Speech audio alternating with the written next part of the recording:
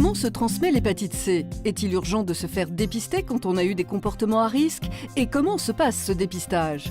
Les réponses de Pascal Mélin, président de SOS Hépatite, une association qui informe et soutient toutes les personnes atteintes par les hépatites virales. Aujourd'hui, les hépatites virales sont de mieux en mieux connues. On est capable de dire aux gens comment ils ont pu l'attraper. Donc si on repère qu'on a eu des comportements à risque sexuels ou par transmission avec des objets ensanglantés, il est important d'aller se dépister. Les examens ils sont relativement simples. Notre corps produit des anticorps quand il croise le virus et c'est ces anticorps-là présents dans notre sang qu'il faut dépister. Ou sur une simple prise de sang, ou aujourd'hui par des nouvelles techniques avec des tests rapides. Avec une simple goutte de sang, on peut savoir en quelques minutes si vous êtes porteur ou non de ces anticorps.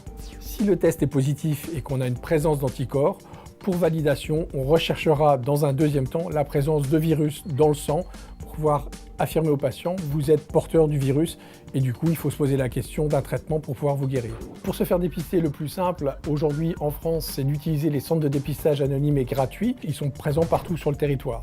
Après, on peut aussi se faire dépister en levant son anonymat, en allant voir son médecin traitant, en ayant une ordonnance et en se rendant à son laboratoire et en ayant un résultat dans les 24 heures. Pour s'informer, aujourd'hui, le plus simple, c'est d'aller sur les sites internet et je vous conseille volontiers de venir sur celui de notre association, soshépatite.org.